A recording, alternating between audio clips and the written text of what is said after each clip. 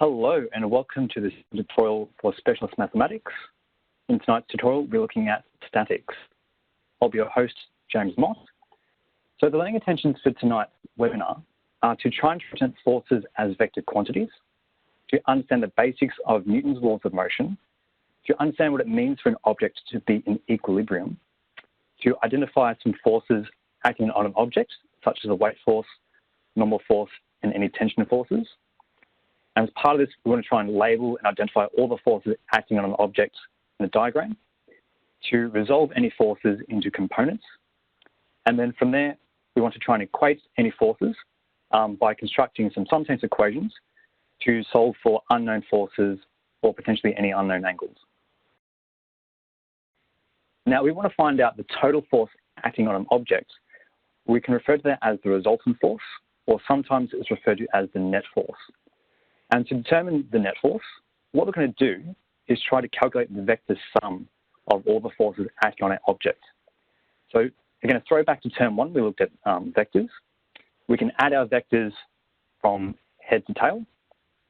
So we can treat force 2, this red one, we can think of it as moving it the tail of force 2 the head of force 1, and that would allow us to calculate the total force, the net force, as F1 plus F2, by adding along from the tail of F1 to the head of F1, and then the tail of F2 to the head of F2 to get that net force there.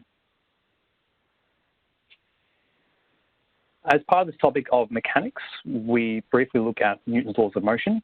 So the 3 laws that he came up with. The first one is that an object remains stationary or moves in a straight line with constant velocity unless it's acted on by a force, which we'll be looking at this evening. The second law, which we'll be mostly looking at the next webinar with dynamics, is in which case we have some acceleration in the system, and the second law tells us that the sum of the forces will result in mass times acceleration. The third law, which we'll see this evening, is that if we have some sort of object A that exerts a force on an object B, then the object B will exert an equal and opposite force on object A. With respect to equilibrium, what that means is that our net force is equal to 0. So our object is at rest or could be moving with a constant velocity. So the main point is we're trying to ensure that the sum of the forces is equal to 0 in this case. And that's what we're looking at throughout tonight's webinar. So some more definitions. Every single object has a mass, and we've got gravity acting downwards. So the force that we feel that's pulling us towards the center of the Earth there, what we feel is a weight force. And that weight force is given by mass times acceleration, in this case g, and acceleration is due to gravity. And for the purpose of specialist maths, we take g to be equal to 9.8 meters per second squared. If we've got an object resting on a plane, so for example, think about your computer resting on your table right now, gravity and the weight force is pulling it down, but to stop your computer going to the center of the Earth there, because it's resting on the table is exerting an equal and opposite force upwards to stop it from moving. And we refer to that force as the normal force. And so the normal force is a force that acts perpendicular to an object, and that's a constant. So that kind of stops our object from, as I said, falling to the center of the Earth there. Now, if we've got an object kept by a string, we've got the weight force pulling it.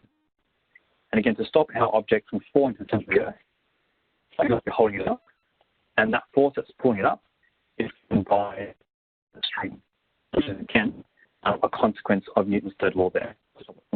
That sort of equal and opposite force acting on our mass. When it comes to trying to break up a force and resolve a force, we can resolve it into vertical and horizontal components. So again, like the vector, we can split it up into a force in the y direction. And if you define I as a unit vector in the x direction and j is a unit vector in the y direction, we can represent our force F as parts of, so as a combination of I and j vectors. And using good old SOHCAHTOA from year 9, we can see that the horizontal component of our force is given by the magnitude of F, that hypotenuse there, times cosine of theta, where theta is the angle that the force makes relative to the horizontal axis. And the opposite side, the magnitude of that force, is equal to the magnitude of F times sine of the angle theta. So let's do this in action now. Question 1, we've got a 20 kilo mass which is placed on a smooth plane, and that's inclined at 30 degrees to the horizontal. And we've got this force of 100 newtons being applied to the mass up the slope at an angle of theta degrees. And we want to try and find the angle of theta such that the system is in equilibrium. Now, if we're in an exam situation or an assessment situation, the first thing we want to try and do is to identify and label all the forces acting on our diaphragm. So because we have some sort of mass, we have our weight force acting vertically down, which in this case is given by 20g, because remember we had a mass of 20 kilograms and the acceleration was g due to gravity. Because our object is resting on the plane, the normal force must be perpendicular to the plane. So that blue vector there is given by our normal force. Now, what we'd like to be able to do is then break down our weight force into components. So what we're going to do is define our horizontal direction as being parallel to the plane and a vertical direction as being perpendicular to the plane, given this sort of little tilted axes here. And the benefit of doing this is because our normal force is already in the direction of that perpendicular direction. So it's one less force we have to worry about breaking down. So now our weight force, we can break that down into a part that's perpendicular to the plane and that's parallel to the plane there. So in blue, it's perpendicular. In red, it's parallel to the plane there. And likewise, force F of 100 Newton, we can break that down into a part that's parallel and a part that's perpendicular to the plane. Again, there, the parallel part is given in red, that perpendicular part is given in blue. And now it's our job to try and figure out what the magnitudes of these components are. But before we go any further, I just want to talk about the angle in between the weight force and its perpendicular component there. So in this sort of setup here, because we've broken it down into components, we've got a right angle there. Now, we said that the red component of the force was parallel to the plane itself. So what we actually have here are some alternate angles going on here. And if these guys are the same angle, then our two right angle triangles must be similar. So the angle in between our weight force and our perpendicular component must be 30 degrees there. And indeed, this will hold true for any angle that our slope makes. So this could be 60, that could be 60, it could be 45, 45, but in this question it's 30. But in general, for any angle theta there between that the slope makes, that'll be the angle there between the weight force and the perpendicular component there.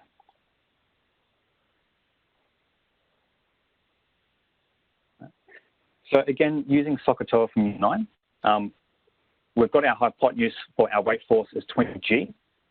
We can obtain that the magnitude of our parallel component is 20g sine 30. And for the adjacent side, that perpendicular component there, would be 20g cos 30. And likewise for the 100 Newton force that's been applied, its adjacent component, or the parallel component there, is given by 100 cos theta. And the perpendicular component is given by 100 sine theta. So now what we want to try and do is to construct a force equation to analyze what's going on here. So we can consider all the forces acting in the vertical direction and all the forces acting in the horizontal direction. So when looking at the horizontal direction, we've only got two forces acting, these two red forces here, 100 cos theta and 20 sine theta. So because we require it to be in equilibrium, we require the forces to add up to 0. So we've got the 100 cos theta acting in the positive direction because they're acting up the slope. However, 20g sine 30 is acting down the slope in a negative direction. So when we add up these forces, we can treat 20 as a negative quantity because it's acting in the negative direction. So when constructing a force equation, for example, we're going to get 100 cos theta minus 20g sine 30 equal to 0. And so now it's our job then try and find out what theta is. So on the CAS, we can look at solving that equation equal to 0. In this case here, it might be helpful to replace g with 9.8. And when solving for the angle theta, because we're working in degrees, make sure that your calculator is in degrees. And then also make sure that as a condition, at the end, we put that x, the angle x here is between 0 and 90. And we get that the angle base is 11.5 degrees. Okay. Question 2 now. This time we've got a 30 kilo mass that is placed on a rough plane, and this plane is inclined at 60 degrees to the horizontal. We've got a force of 60 newtons being applied to the mass up the slope and parallel to the slope. However, this time, there's also a frictional of magnitude F that opposes the motion of the mass. And it's our job to try and find the magnitude of this frictional resistant force that's acting down the slope so that our object is in equilibrium. So the habit that we want to try and get into, develop over this topic, is to identify and label all the forces acting on our object here. So as per usual, we've got a weight force acting vertically downwards as 30g. We've got our normal force acting perpendicular to our plane. We can break our weight force down into its perpendicular and parallel components. And so they're in blue once again. These are the perpendicular components. In red, parallel components. We're told that our force of 60 newtons is acting parallel and up the plane. And the frictional force is acting parallel and down the plane now. And so this sort of setup here is something that we would normally label on a diagram in either an assessment or an examination. We'd label our forces with these arrows as we normally would do with vectors.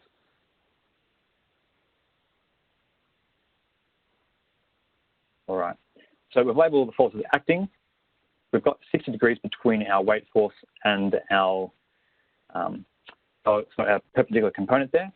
And again, using SOHCAHTOA, we can get those magnitudes given by 30g cos 60 and 30g sine 60 with respect to those perpendicular and parallel components of that weight force. And so now we want to try and consider what's happening horizontally, because we are after the magnitude of our frictional force. Now, because the frictional force is only acting in the horizontal direction, we can only have to sort of consider those components for now. So once again, we have to consider which ones are acting in the positive direction, which ones are acting in the negative direction. So here, 60 is acting in the positive direction. So I've got 60 up there. Because 30g sine 60 and the frictional force are acting in the negative direction, we represent those as negative quantities in our force equation. So we've got 60 minus 30g sine 60 minus the frictional force equal to 0 because we're in equilibrium. Okay?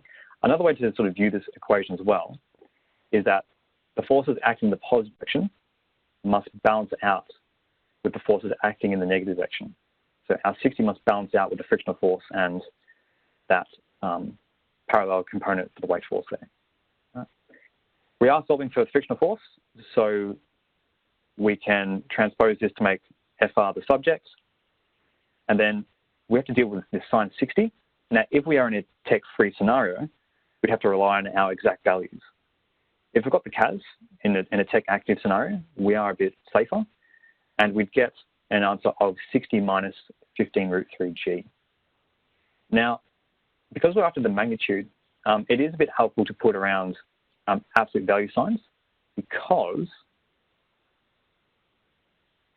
if we look at that expression, 60 minus 30 times 9.8 times sine 60, we actually get a negative quantity. And where that negative is coming from is the fact that our frictional force is acting in the negative direction. So we're just after the magnitude of our force. Right? Remember, the force is a vector, and magnitudes are given as positive quantities. So for the magnitude, we can just take the absolute value and get that the size of the force is going to be 194.611.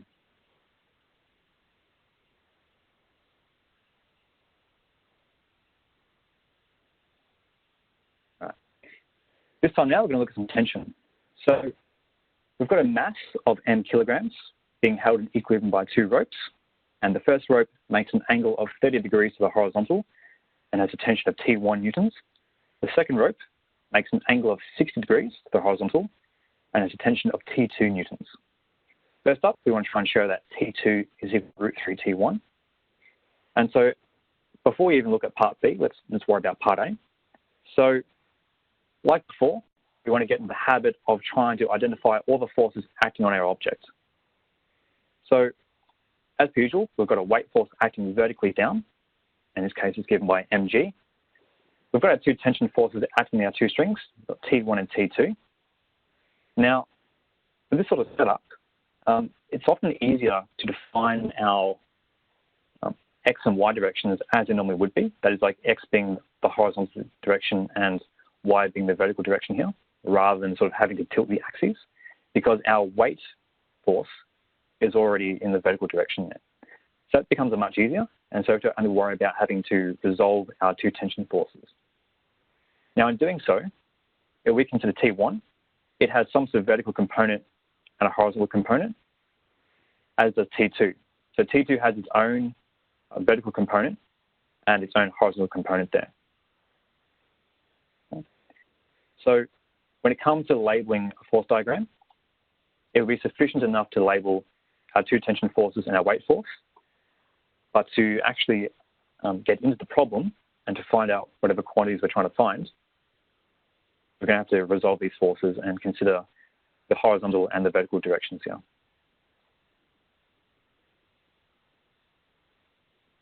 All right. So once again, using the socket seller, we can get that the magnitude of the vertical components are given by T1 sine 30 and T2 sine 60. And we kind of expect that because as this side is opposite to the angle, we should be expecting to see sine in there somewhere. And likewise, with our two horizontal components, being adjacent to the angle, we'd expect to see cosine in there somewhere. And so we'd get T1 cos 30 for the first magnitude of the force. And for T2, we'd get T2 cos 60, being that horizontal component there. Now, we want to try and construct some force equations. So vertically, we can consider what's happening. And so vertically, because our object isn't moving, some of the forces must be zero. So we've got T1 sine 30 plus T2 sine 60 minus mg, because our weight force is acting in the negative direction, so we take it as negative in our equation, is equal to 0 now. Horizontally, we look at what's happening and our object isn't moving. So our two red forces must balance out. So we require T2 cos 60 minus T1 cos 30 equal to 0. Now we're trying to show T2 is equal to root 3 T1. So looking at two equations there, the first one has an m in it, which isn't really going to help us in this situation. Whereas in the second equation, it only has some T2 and T1s in there. So this one is looking like the one we have to go to work with. And again, we're going to have to rely on our knowledge of exact values there to figure out what cos of 60 and cos of 30 is. So the exact values are really important if we are in a tech-free situation. If we are in tech active, then life's a bit easy with the CAS. So we can evaluate cos 60 and cos 30 and eventually get towards T2 is equal to root 3 T1. All right. Now from here, in part B, we're told that the first rope will break if the tension in it exceeds 49 newtons.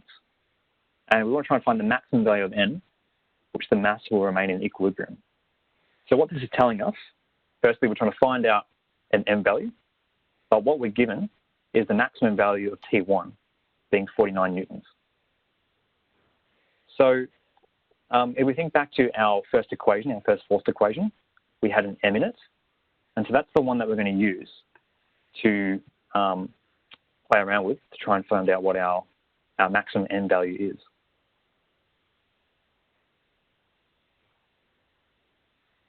So what we can do is we want to try and get an expression for m. So in the CAS, we can solve our equation for m. So we can type in our force equation.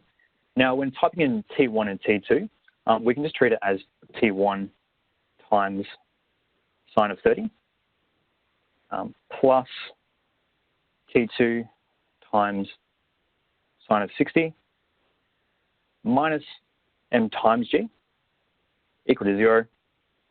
And we want to solve that for m. Now, at the moment, we've got some T1 and T2s in there. But remember from part A, we're asked to show that T2 is equal to root 3 T1. So we want to now tell the CAS that T2 is equal to root 3 T1. And the way we're going to do that is to put in our condition.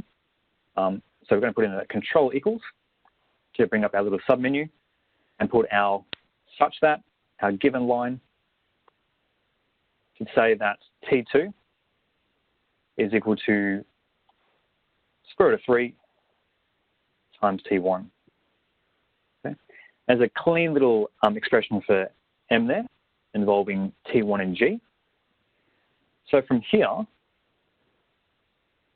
we want to now tell the CAS that the maximum tension we're allowed to have for T1 is 49. So once again, we're going to rely on our vertical line. So we're going to say that m is equal to this such that T1 is equal to 49. But we also want to tell it that g is equal to 9.8. The way we're going to tell it for a second condition, once we put in our first one, so T1 equal to 49, we're going to put in the space. And to put in the space, the bottom right of our CAS, all the way to the bottom next to Z there, is our space button. And from here, we're going to type in the word and, A and D, and then another space. And then from here, we can tell it that G is equal to 9.8. And before I press enter, it's also worthwhile mentioning that that and there is a nice, nice font there rather than sort of being a little bit italicized. So that's another indication that we've done the right thing there. Right. So pressing enter, we get m equals to 10. And so what that's telling us is that the maximum mass we're allowed to have for us to be in equilibrium is 10 kilos.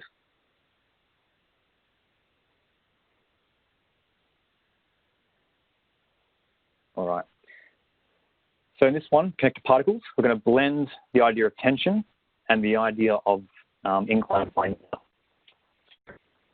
In this setup, we've got a 4 kilo mass on a smooth inclined plane, which is attached to a light string that passes over this smooth pulley here, it's also a circular object here. And it's attached to a 2 kilo mass hanging off the side there. We're told that the system is in equilibrium, so our objects aren't moving. And we're going to try and find the angle that the plane makes, the horizontal. So we're going to try to find what theta is here. Right. So as per usual, we want to try and identify what forces are acting on our objects. When it comes to connected particles, it's often best to consider each mass separately. So first up, we're going to look at the 4 kilo mass and all the forces acting on that. So we've got our weight force acting vertically down, that's 4G. We've got the normal force due to the block resting on the plane. We can break our weight force down into its components, being perpendicular and parallel to the plane. And this time now, because it's connected to a rope, the rope exerts some tension force, and the tension force is pulling it up the plane there. As for the 2 kilo mass, we've got the weight force pulling it down, given by 2G. But now, because our object isn't moving, something must be holding it up, and that's given by the force in the string, which is the tension force here. And because it's connected by the same string over this pulley, they'll have the same tension force in it. Okay. So,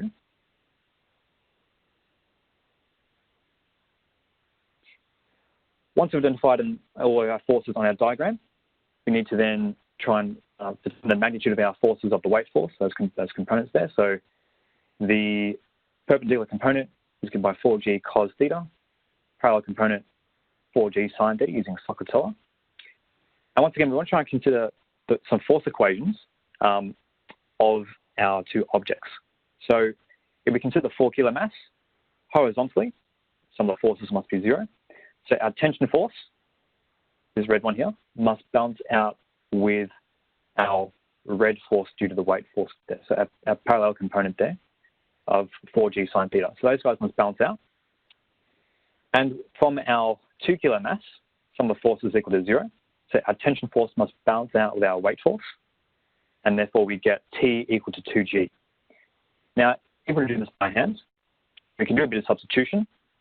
And therefore, because we've got T in both equations, we can sub the first equation into the second equation, eventually get towards sine theta being equal to half. And once again, we can see that our exact values knowledge really needs to come into play there to identify that theta is equal to 30 degrees. Now, if we were in a tech active scenario, what we can do is utilize some simultaneous equations on CAS.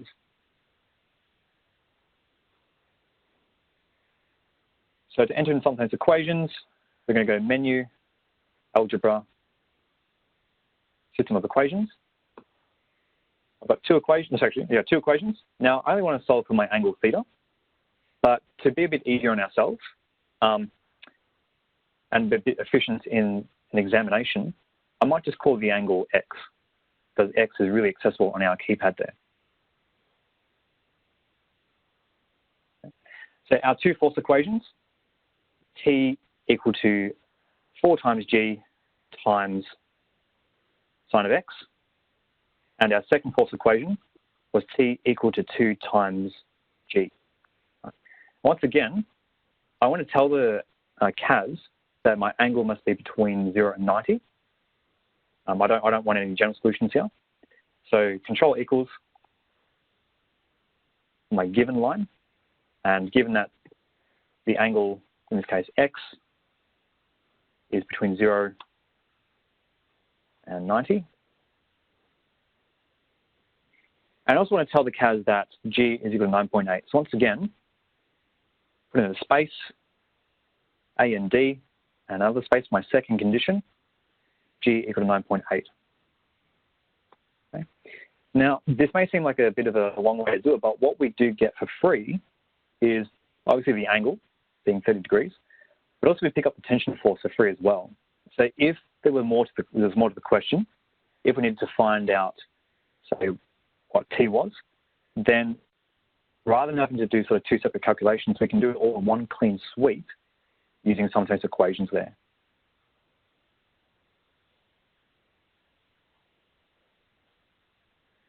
Now, part B for the last part. In this case now, we've got a 1 kilo mass is being connected to the 2 kilo mass via a rope. And now we want to try and find out what theta must be for the system to be in equilibrium. And we want the angle correct to 1 decimal place. So in this, we've now got 3 objects in our system, a 4 kilo mass, 2 kilo mass, and the 1 kilo mass. And once again, we're going to go through the motions of identifying what forces are acting on our objects, labeling them, and then trying to resolve them. So nothing's really changed the 4 kilo mass. So we've still got the weight force acting, still have the normal force. We can still resolve the weight force.